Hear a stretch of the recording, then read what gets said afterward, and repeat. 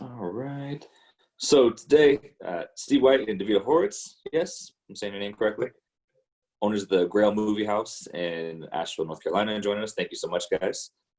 Thanks for having I want me. to kick off with just a very broad question. What have the past 4 months, 5 months been like as independent cinema owners through all of this? It's been surreal. You know, I think that we're one of those few businesses that we're open every day of the year. So you have this routine, and then when we left that one day, no more shows, no more customers. It was very, very strange. Yeah. So how adapting? I know there's been virtual cinema. I think I saw you guys were looking to do some pop-ups because you also have this kind of strange thing going on where you're transitioning locations. Is that was something that was planned pre-COVID? Yes. It wasn't planned pre-COVID. Well, we were considering it. Yeah. How it came together so quickly. We had learned that in the future, when our lease was up, it was not going to be renewed. So we'd already kind of started looking for the future. We knew we were going to have to move. So as soon as this happened and we closed, we asked our landlord if we could either extend it, beyond what he was going to be, further beyond our current lease, and either extended another 10 or 15 years. And he declined that. So we got out and we quickly looked for another spot. So we have found our temporary spot, and we've got a good idea if that works out.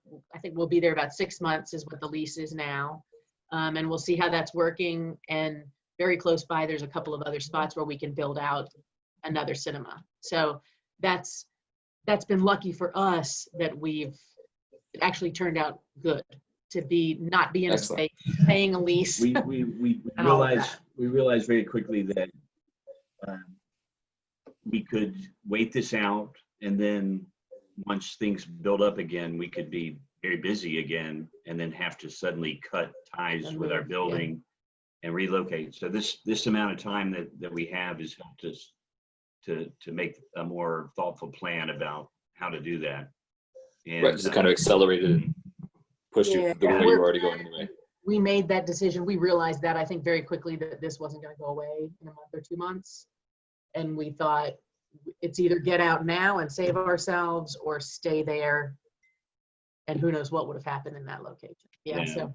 And we're dealing with a much more enthusiastic group now that sees the value in bringing theater to their location.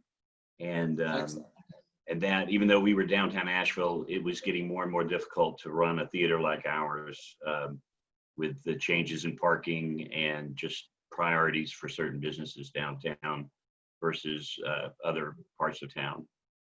Makes sense. I love your spot. I visited Asheville.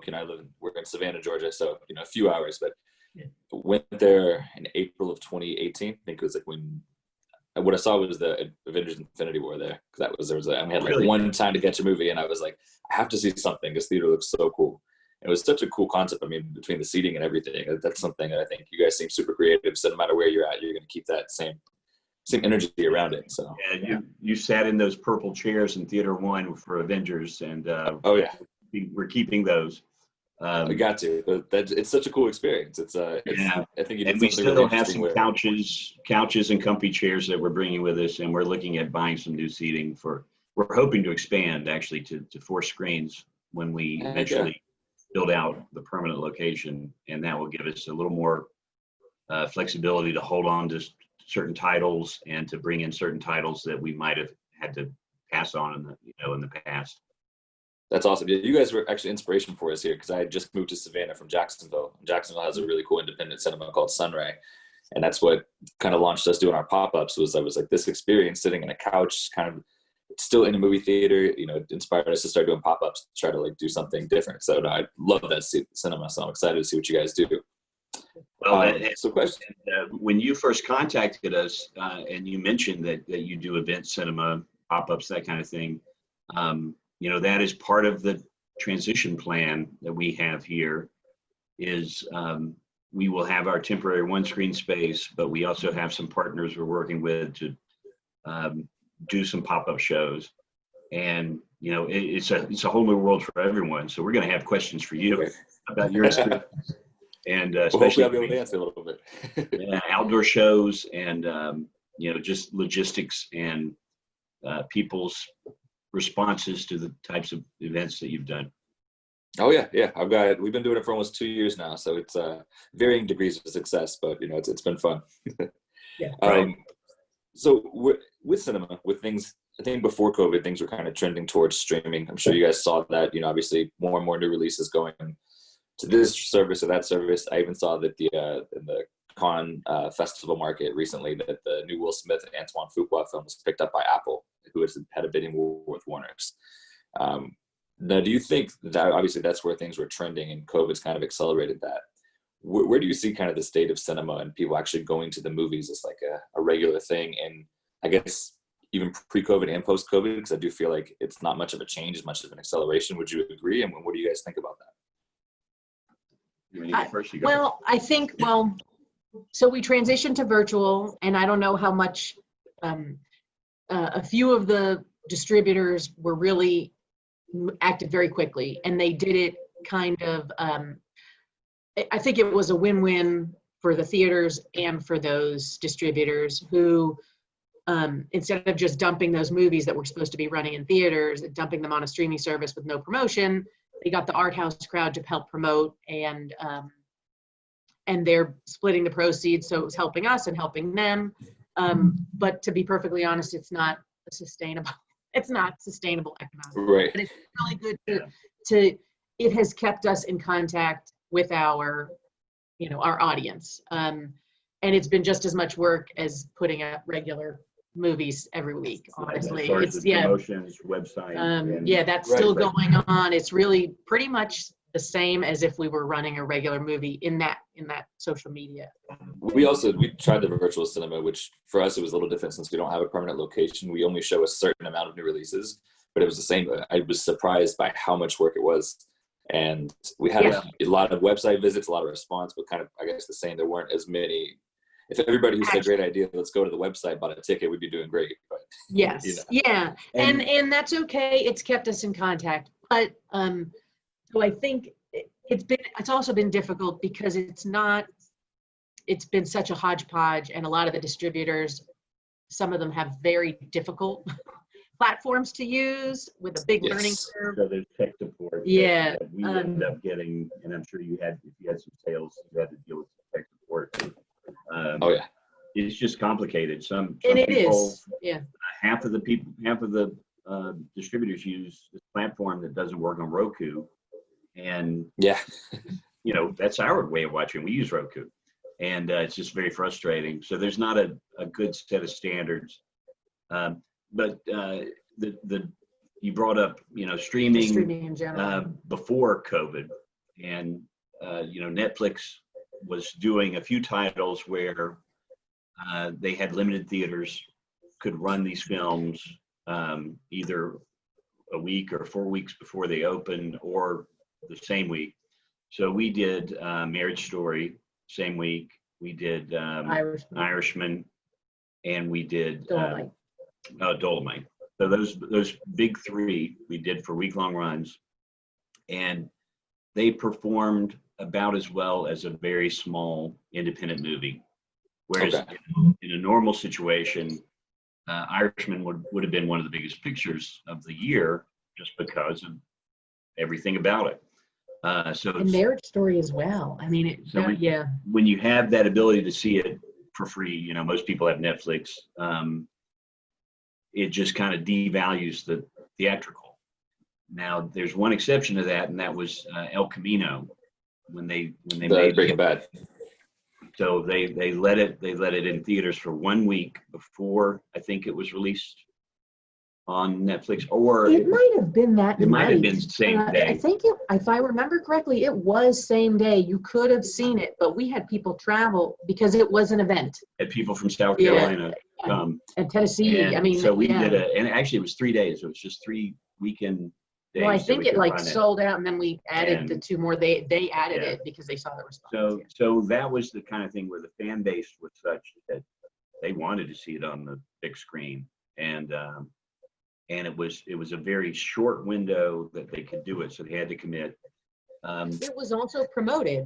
So I think Netflix helped to promote the theater screenings as opposed Right. to Marriage Story and Irishman and Dolomite. They really wanted people to they watch it really on promoted. Netflix. Yeah. At least for us. Interesting.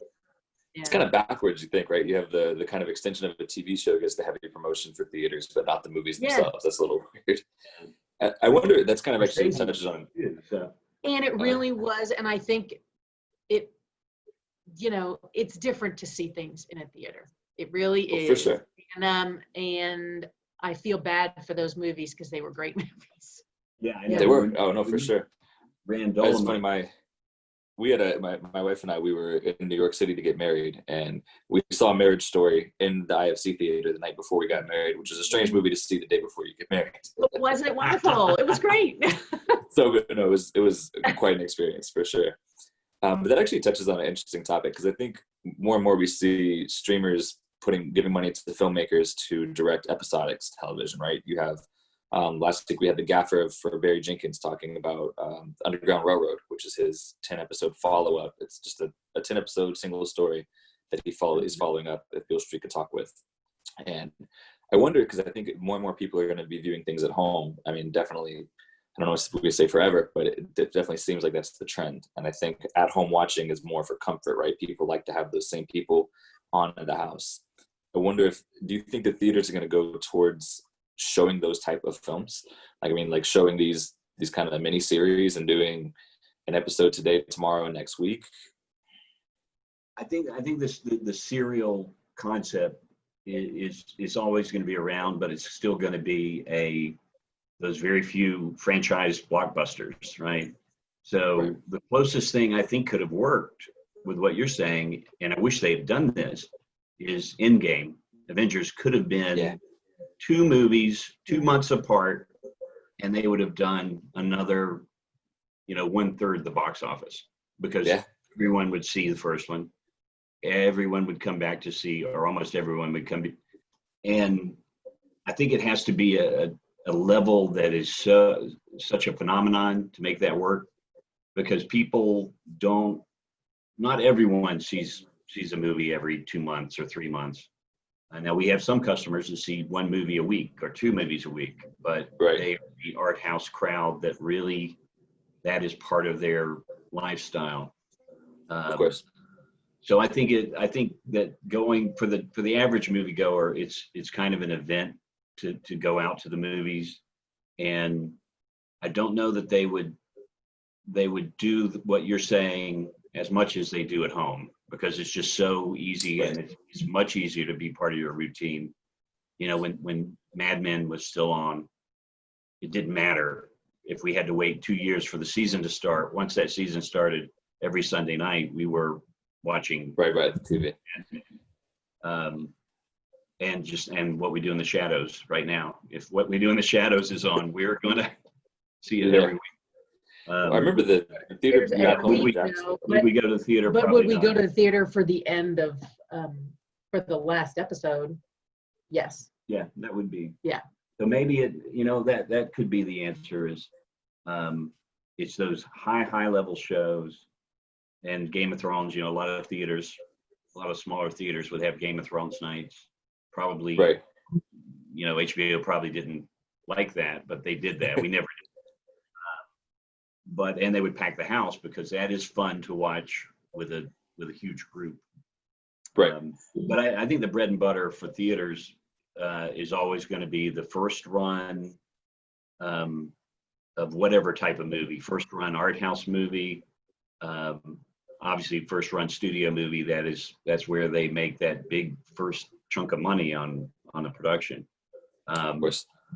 But for us, even these very small titles that we were the only theater in North Carolina, maybe, or the only theater on the West Coast or the East Coast, and if it had enough reviews out there, or a star that people knew, we would do okay on these titles. And word of mouth. And if you put the same title out on Amazon Prime that week, and not in the Grail, then no one in Nashville would even know about it or see it. And I think that's right. where partnership works. Is we promote it. We have a loyal customer base, and generally, if we can avoid booking a bad movie, we do. You know, we always want to run stuff we want people to be satisfied But some with. people still want to see it. And well, true, yeah. Every now and then there's a movie that's not so great, and some But we reason know that a lot of people want to see it. And so, Leisure Seeker was one of those films that Helen Mirren, like got 42% Rotten Tomatoes, and people loved it. They ate it up, but it had movie stars, you know. That's how it goes. We see that a lot doing classics, because I'm always surprised by which classics people want to see. Yeah. And we started this in Savannah because there's no art house cinema. We wanted to bring the newer movies, and we get really good turnouts. Like particularly A24 movies almost always do really well with us. Yeah. Like we showed The Lighthouse, and we go to this. There's a local brewery downtown. They have this cool cellar, and we show all of our movies with them downstairs. And The Lighthouse, I was not expecting a lot of people to show up to, and we sold out. People wanted to get a second screening. I was like, this is out of nowhere. Yeah. And then, well, that had a brewery crowd for it. Yeah, that's a. We're in the right place with the right. It's like, do you guys see some? Bowski is a great brewery movie, and the only thing I get is, and maybe you've shown it. I don't get this obsession with Goonies. I didn't like it when it came out, and I still don't like it. I was born in 1993, and I'm not big on 80s movies. There's the great ones I do watch and respect, but that kind of era is not my thing. And we did show the Goonies, and it was a killer. It was a killer. We had everybody, like 50 to 60 people outside in this little space, kind of packed in, and it was. I was shocked because not a movie that I grew up loving or watching. So yeah, I'm right there with you. So that's pretty much. I mean, I want to know where do you guys see us a year from now? You know, where do you see? Obviously, it's very hard to predict, so let's take that with a grain of salt. But assuming people can at least come back to theaters, similar to the way they were, this time last year, what do you think the landscape's going to look like? North Carolina, we thought we would be open this week in some form, like in a pop-up, and there's been a 3-week delay on phase 3, which would allow gatherings over like 10 people indoors. So one reason we chose to go to a large temporary space with only one screen is we hope we'll be able to get about 40 seats entirely spaced out in a larger space instead of 3 screens where we would have to cut down to really small audiences in each screen. So right. If we're allowed to open, we think we can do it in a way that people will feel safe. And that's obviously the key, is if somebody doesn't feel safe going to a movie, then they're going to stay home and they're smart, So I think it's going to start small, and there'll be diehard people that are just eager to get out of the house, and movies are one of the things they love doing. And then it's going to probably rely on titles. So, you saw Avengers at the Grail. We usually had a studio film and then 2 or 3 independent films. So Wonder Woman, the original Wonder Woman, was huge for us when we had it. And if that title comes out in September or whenever it's going to be, and we get it, then we feel like that will be a show after show we'll fill up. We'll have a successful. And it won't be the same because we won't have 3 screens and we won't have as many show times. But just getting revenue coming in again will make a huge difference to just the viability. And then I think that we either some kind of therapeutic or vaccine is what it's going to take for the industry to come back. Yeah. And it's just like restaurants. We love the restaurants here in town. We have not gone to sit in any restaurant since this is, even though you can, it just doesn't make any sense to us now. We were getting ready for that pop-up. I mean, we're kind of all set up in this location where the garage doors can be open. It's super high. We would feel comfortable there. And then, 2 weeks ago when everything started spiking, we went, we need to wait. We need to wait. So I think there's people that would do it, but we're in a situation where movie theaters are not allowed to open, but wineries with serving rooms can, and that's one of our partners we're looking at to do pop-ups. Okay. So we could actually assemble up to 48 people, In that space. and it's a great space. Got a screen. We put sound in there already, and but we don't even want to be perceived as kind of bending the rules. Yeah. Gotcha. I think there's a backlash for these gyms that open early, or there was a breakfast place here that opened way early, and the right-wing crazies, loved it, and Right. all condemned it. And this is a place we like to go eat, which was really sad. Yeah. There's a lot of places in Savannah that we're dealing with that. Now Savannah's been open for, I think, almost like 2.5 months now. So it's very strange to go outside, and it, for the most part, feels like it would have in February. It's very Right. strange. We're doing our first pop-up. We were supposed to do it last week and show Jaws. That's our annual July thing, but we have this outdoor space. It's a local food truck park, so it's plenty of space and social distance. And I'm very interested to see how people come out right now, like how in an outdoor movie, when it's really hot, it's spaced out, how people react to it. I'm very interested to see. So I bet it's going to do great, because there are a lot of people who are, especially outdoors, I think, who would do it. I think And so. that's the other yeah. thing is, And I think if people go, so when we open, maybe, if people go and they feel comfortable, they'll tell people they felt comfortable. And right. I think that'll, over time, that's what's going to be, if you go back home and you go, you know what, I saw them spraying seats, or whatever that image was of did you see that? Was it Carmike or? I think it was. The chains are trying to communicate how they're going to be safe. And Right. the first thing was AMC announced they were opening, and their CEO said, we don't want to get into a political situation, so we're not going to require masks. And the minute I saw that, I'm like, this guy is And they got a big freaking backlash. nuts. And, Yeah. and he apologized, but the damage was done to the entire industry that, you go to the theater, don't expect to be safe because AMC is not requiring their people to wear masks. Right. And then Carmike, I think it was Carmike. as a, look how safe we are, they posted a video of a guy with a pump sprayer. Like in a hazmat. Yeah, and I then I saw that. Yeah. yeah, he's spraying all the seats, and we're like I'm going, like, oh, whoa. do you want to go there and then sit on all, so. So it's kind of like you Two don't want to extremes. sausage is made, Carmike. We Well, trust that so- you're doing a good job, but we don't want to see the guy spraying the chemicals. Right. It's a very difficult position for any business that congregates people indoors Yeah. to convince them they're doing everything they can, because I think everybody's going to, because they have to live in that environment too. The other thing is we just don't know what that is as a world right now. Right. If somebody does, they haven't told us, everyone. So I've been watching the marketing of Tenet, and that's just been kind of funny to me, because Tenet's okay, we're pushing it this week. Now we're pushing it this week. And it's like, that's I why you know. need to push back 2 or 3 more times at this rate. It's like just every time it's just more marketing dollars.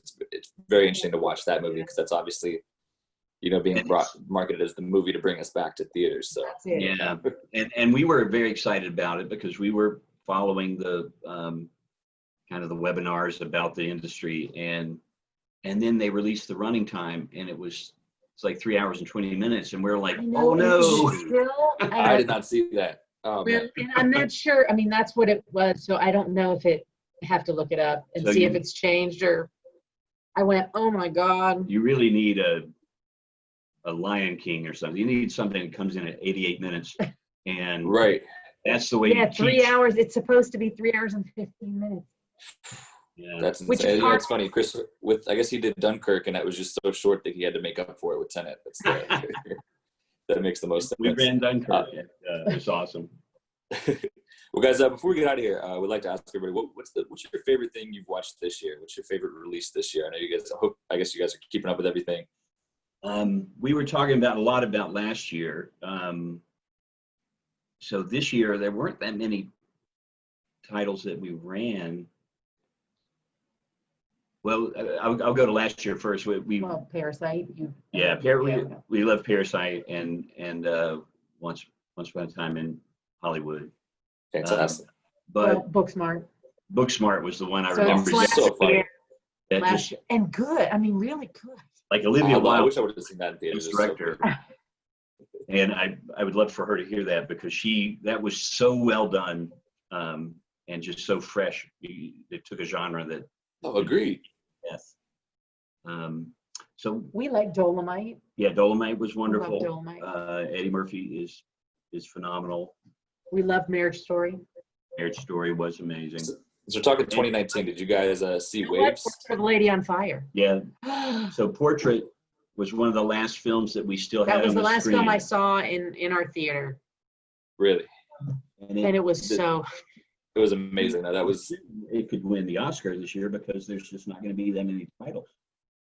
I think I heard that I guess they could have.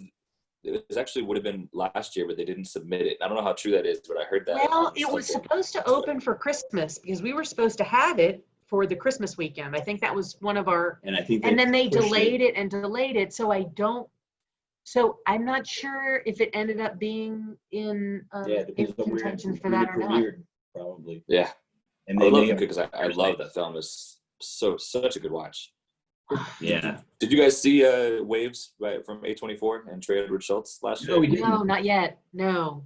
That was my favorite movie of 2019. I'm Really? very passionate about it on our podcast. I absolutely love that film. Oh my god. Okay, good. so we'll have to. Alright. Yeah, we haven't. Yeah. Well, that was Didn't one catch that up with was, it kept bouncing in and out of the release schedule, I think. And it just never, it never made it to Well, I Asheville. think the Fine Arts. I don't think Fine Arts ran Or it did they either. have it and then it didn't get run? So that was Yeah. we had a stretch of 3 straight A24 movies, and I was very bummed out because Waves is my favorite. But we did The Lighthouse, Waves, and Uncut Gems, Uncut Gems. and we Yeah. had great turnouts for both, and we had 9 people show up for Waves, which is heartbreaking because it's so good. Well, that's very, yeah. Every now and then we'll have a title that we just fall in love with. And it's, we have it for a week and it just, the diehards that we know see everything, come and see it. And they say the same thing. That's amazing. And if we can't hold on to it because another film's coming in, then we lose the word of mouth. And then sometimes we have a small film that just catches on and stays for week after week after week. Echo in the Linda Canyon. Ronstadt, Echo, Linda, yeah. Linda Ronstadt did A that. lot of the docs, yeah. Okay. Last year, Hill Satan was one You know of our what? favorites. Yeah, I'm trying to think of our docs. Oh yeah. Little documentaries. It's just fun, and he did all right when we ran it. Just You Mercy. kind of sidestepped me. I got to get one movie for 2020 from you, at least one. It's so funny Well, because Portrait. Portrait would be Well, would be Just one. Mercy. I guess yeah. Yeah, Just Mercy. We did really well with Just Mercy. Oh yeah. And Did you guys watch Deerskin? I believe I saw you guys were playing that in we your. watched We had Deerskin on Yes. our virtual cinema, and we did watch it. And I think I It was loved it strange. at the same time that you saw it, right? Oh yeah. We did a little ranking of our favorite movies, and I think my favorite movie this year was The Five Bloods, which is obviously just Netflix. That's Which my we haven't movie. seen it yet. We haven't seen it yet. We I haven't seen it. But Yeah. Full confession. Deerskin was right there. Really? Full confession. We didn't run Black Klansman when it was out because Fine Well, Arts because we ran couldn't. it. Oh yeah, And we just watched it, and it blew us away. So we never Yes. saw it. We went a Oh, year wow. without seeing Black Klansman. We did a whole hour and a half podcast. We saw our podcast. We are diving into certain filmmakers. We did Spike, and I watched Black Klansman in theaters and enjoyed it. But after I watched the rest of his filmography and kind of dove deeper into Spike, the third time I watched that, which was a few weeks ago, I was absolutely blown away. I was like, this is so much better than I thought. Once you start Yes, thinking about that's the exactly surreal it. nature of it. So many We had levels. wanted to run it and we lost out on it, and it takes a while for us to catch up Yeah. if we're not running it. And it was so much better because I had heard mixed reviews, and And if It was great. If you So could good. time when to watch that movie, I mean, we watched it last week. So Oh, yeah. the climate could not be more charged Well, in the for, last for a 4 movie years, like it that. couldn't For be any more for any charged. Spike Lee movie, like Right. it would be a perfect movie. For Yeah, this it's a film. film. I think it's a better film than The Five Bloods, but The Five Bloods is the most entertaining Spike movie I think that's around. It was a great time. Really, And really. we also Okay. did you guys see Corpus Christi as well? No, I haven't watched it yet. Which one? Corpus Christi. I have it on my list. No, we had Corpus Christi. It was one of the first virtual titles that we did. And we were going to book it as a theatrical film. It was one of our wish list movies. Really? And we didn't. But what we were doing for a while is we would take one of our virtual titles a week and do a night where we screened it. And for a little while there, we were just cranking so many through the system because all these distributors were making things available for us. So that one, but we did Deerskin. You know what? It becomes such a blur.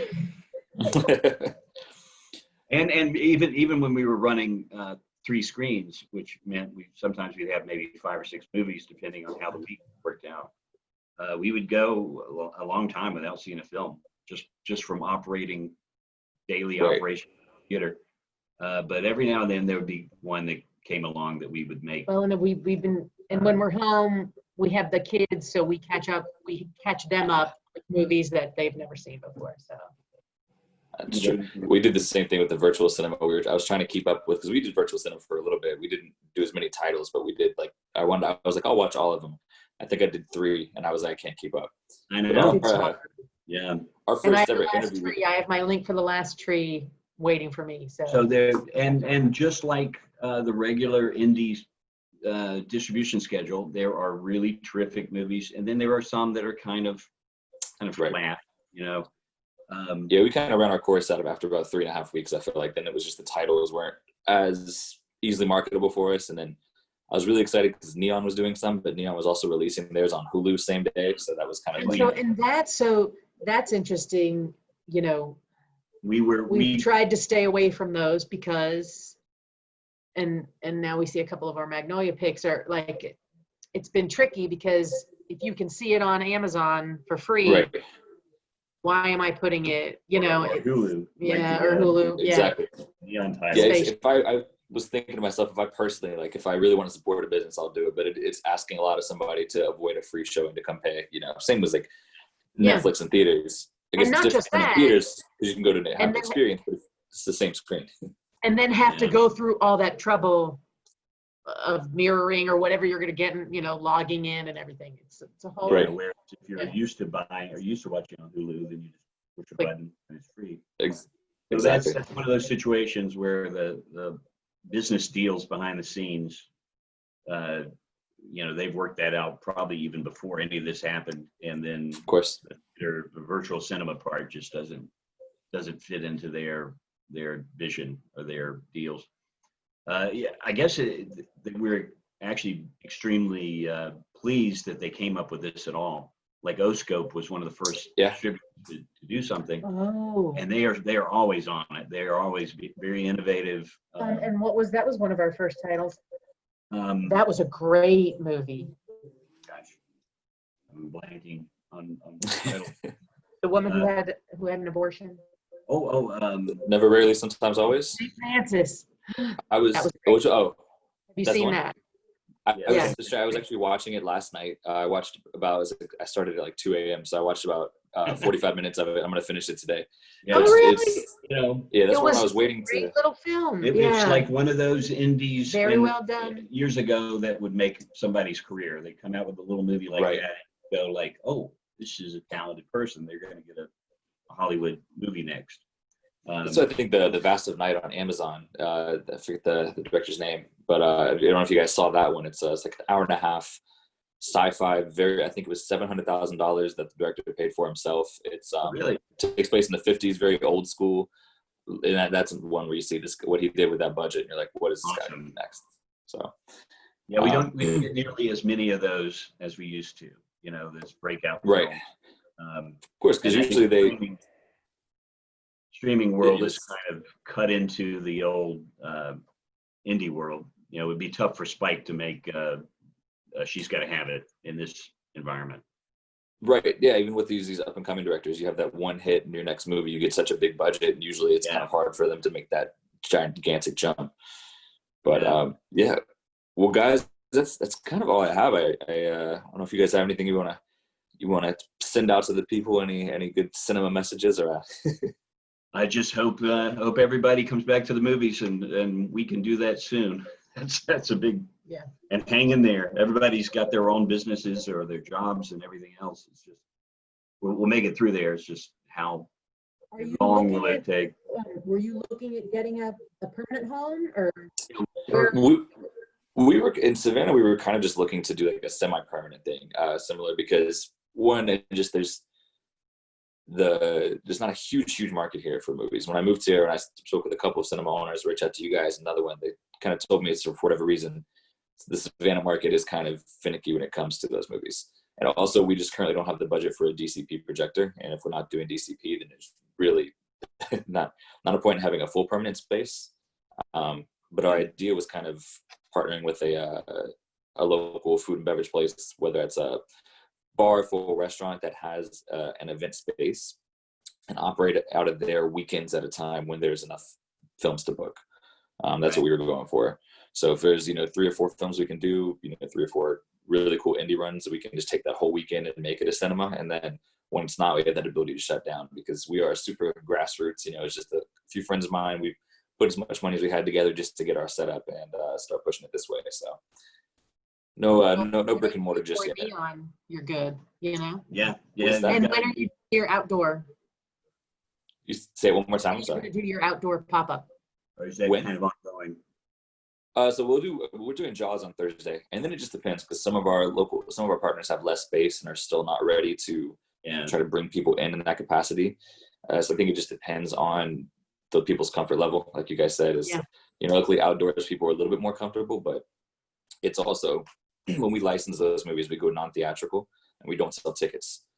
So for a local business to do a pop-up, they usually cover those costs and pay our fee as well for the time maintenance. And it's kind of it's a little bit of a risk for them. You don't want to throw $400 or $500 towards an event that maybe there's a big outbreak that week, maybe it's whatever can happen, and you can't get that back. Wow. And Good luck. it's a tough business, because there's not huge margins to be made. Right. And now everything's kind of up in the air. So it's, we've seen a lot of theaters doing pop-up drive-ins. I've seen that. And that's an interesting idea, but it's also this whole nother level of logistics and having the property. What do you do with bathrooms? How can you work your concessions in? But you probably are in a better position to weather this storm than the 10-plex chain down the street. If you're agile, then you're going to find opportunities. So. Right. For better or worse, it's definitely forced the creative muscles a little bit and what to do. And that's why we started pushing our podcast. And we've lucked out with that. Like, our first interview actually was with the star of Corpus Christi. I was just shooting my shot with emails and got with him, and we did a 30-minute Zoom call. So that's like, we've had a strange little bit of luck with that. So That's awesome. I'll have to make sure I go back and catch up with it then. Well, that's the reason Davida wants to see it, is he's captivating in the trailer, and you're like, oh, he's amazing. Oh my God. And it's funny, it's from watching the movie and then having the chat with him. It's 2 different people. It's insane. Really? Wow, that's great. But well, guys, I'm a fan. When you guys open up, say it again.